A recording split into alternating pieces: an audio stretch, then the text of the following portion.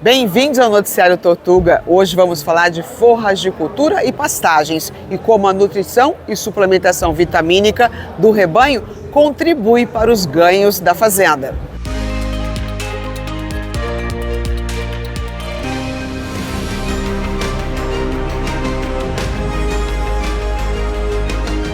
E aqui no Noticiário Tortuga a gente sempre traz informações importantes sobre o que pode ser melhorado na produção animal aí na sua fazenda. E hoje a gente vai conversar com o professor Rainer Barbieri. Ele é professor da FASU, as Faculdades Associadas de Uberaba, zootecnista, e ele dá aula de forragicultura e pastagens. E nada mais essencial numa fazenda de produção animal que a forragem e a pastagem. Bem-vindo ao Noticiário Tortuga, professor. Obrigado, prazer estar aqui com vocês. Juntamente com a nutrição e a suplementação vitamínica. E vou começar com essa pergunta então. Quanto é importante, mesmo tendo um parque forrageiro, piqueteamento, todo o manejo ali do capim, ter também nutrição, um suplemento mineral e vitamínico para o gado? Bom, é essencial, né? Quando a gente pensa em manejo de pastagens, a gente, claro, quer conduzir isso da melhor forma para ter uma alta relação folha-como, ter uma boa qualidade de forragem ali para os ruminantes, mas por melhor que seja o capim, a espécie, por melhor que seja o manejo, o sistema, é obrigatório, essencial que eu tenha uma suplementação, pelo menos mineral, né, com macro, microminerais e vitamínica no coxo. Porque o capim não entrega isso em termos de exigência de bovinos de corte ou de leite. Então é obrigatório ter, no mínimo, esse aporte nutricional, né, para atender minerais e vitaminas essenciais para o ruminante em qualquer fase de crescimento que a gente for pensar. Então isso é essencial para garantir aí a exigência, desempenho que eles precisam ali no coxo. Professor Rainer, você também atua em consultoria, né? Também está lá a campo, né? Além da academia. Qual é o gargalo que ainda existe hoje para que o setor em geral evolua, melhore e gere mais renda e produza melhor? Perfeito. Eu acredito que em consultoria a gente percebe muito o produtor, eu também sou produtor rural, a gente percebe que o que falta muito às vezes ao produtor é trabalhar melhor com a gestão aí dos indicadores na fazenda, né? O produtor, claro, ele tem a questão do investimento inicial, tem a questão do aporte financeiro, dependendo do sistema que ele quer tecnificar e intensificar, mas também falta muito essa gestão dos indicadores zootécnicos que a gente chama, né? Qual que é a taxa de lotação que ele está usando em diferentes épocas do ano, qual que é o nível de suplementação necessário de acordo com a estacionalidade de produção forrageira, quais são os objetivos que ele pretende atingir, né, ali nesse sistema. Então, quando ele começa a conhecer melhor os indicadores da fazenda, computar isso, né, trazer ali informações zootécnicas, veterinárias, agronômicas, e começa a partir disso definir objetivos, né, aí ele começa a ter melhor, vamos dizer, a visão da fazenda ali nesse controle. Então, quando ele não tem nenhum tipo de informação, como é que ele pode comparar com sistemas de produção parecidos, com média brasileira, por exemplo, com o que ele pode absorver daquele sistema, né? Então, a gente fala muito isso. Eu tenho um capim, por exemplo, um braquiarão, ele produz quanto de matéria seca? Ele atinge a exigência do animal? Eu preciso trabalhar com que tipo de suplementação de acordo com a época do ano? Água seca, transição secas-água, transição água-seca. Então, qual que é a meta dele em cada um desses sistemas ao longo do ano? Ele precisa entender que o capim ele vai variar o valor nutricional ao longo do ano, vai variar a produtividade ao longo do ano, de acordo com os recursos naturais, só que ele precisa definir essas metas bem claras na cabeça dele para saber onde ele pode trabalhar. E nesse momento, ter um consultor ali indicando isso para ele, o que ele precisa fazer é importante, né? Claro, assistência técnica, muitos produtores falam assim, não, imagina, não vou pagar uma assistência técnica, uma consultoria. Quando você começa a colocar, como eu falei, esses custos no papel, essas metas, esses indicadores, a assistência técnica é muito barato para o produtor, de acordo com o que ele movimenta na fazenda.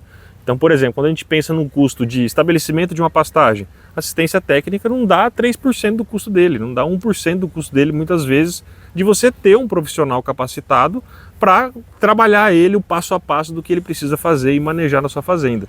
Então, assim, deveria ser obrigatório, né, ter um assistente ali para trabalhar junto com o produtor. Igual a gente quando precisa de uma consultoria sobre saúde, sobre nutrição para a gente vai procurar um nutricionista, Claro. a gente vai procurar um médico, Sim. né? É a mesma coisa. O gado não está bem, às vezes vai procurar um veterinário. O zootecnista também está ali para fazer a fazenda ficar bem. Exatamente. Gestão, né? Quando a gente pensa em gestão, o zootecnista ele trabalha em alguns pilares essenciais, né? A parte de nutrição animal, melhoramento genético, bem-estar, mas o que fecha tudo isso e até para a consultoria, o trabalho como produtor é importante, é a gestão financeira, né, da fazenda, trabalhar isso como uma empresa.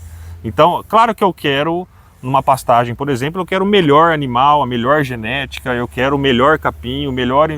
Claro que eu quero o melhor de tudo, né, mas nem sempre é assim, né? Eu tenho que andar, caminhar de acordo com o que eu tenho de recurso. E tem vários tipos de sistemas, mais extensivos, semi-intensivos, intensivos, que vai se encaixar de acordo com a região, o produtor, tipo de solo, o manejo.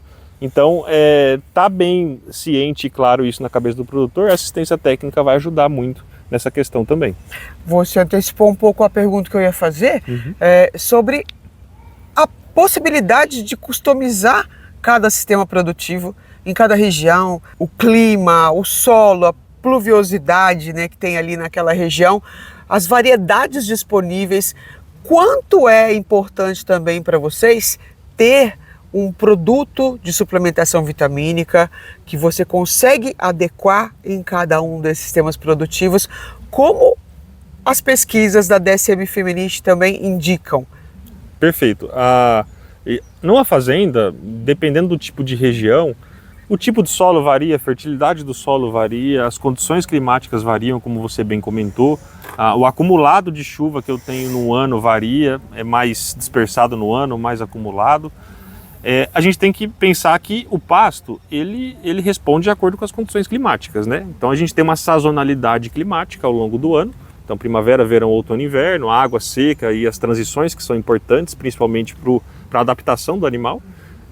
Então o capim ele vai variar de acordo com as condições climáticas. Então se eu tenho uma época de um acumulado de chuvas, em que eu tenho bastante temperatura, tenho uma boa luminosidade solar, eu tenho um capim que vai ser responsivo, um capim que ele vai me entregar proteína, energia, digestibilidade para o animal. Claro que a suplementação mineral, mesmo com capim ótimo, como a gente já comentou, ela é obrigatória, assim como a gente vê nas pesquisas da DSM. Quando o capim ele vai perdendo valor nutricional ao longo do ano, que é essa estacionalidade de produção forrageira, que a gente chama, que ela varia ao longo do ano, de acordo com essa sazonalidade climática, a minha ação de corrigir alguma deficiência nutricional, ela é no coxo, né? O meu manejo da pastagem ao longo do ano, claro que vai influenciar, mas eu preciso trazer um aporte nutricional no coxo, principalmente eu penso em primípara, eu penso em novilha, que tem alta exigência, eu penso em animais em crescimento de recria e, claro, animais de terminação também.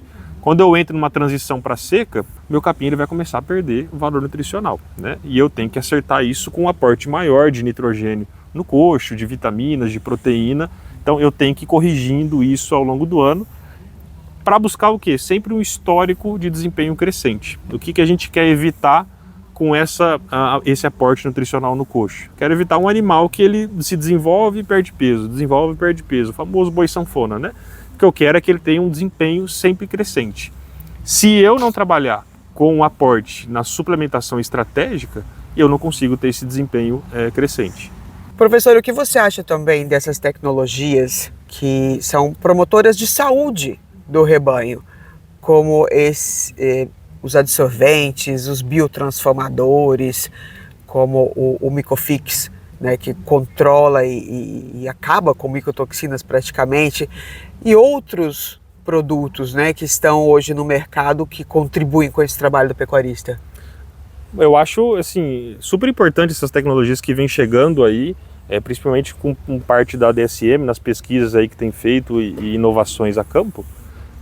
Parte de aditivos, ionóforos, óleos essenciais, trazer aí bactérias promotoras de crescimento, por exemplo.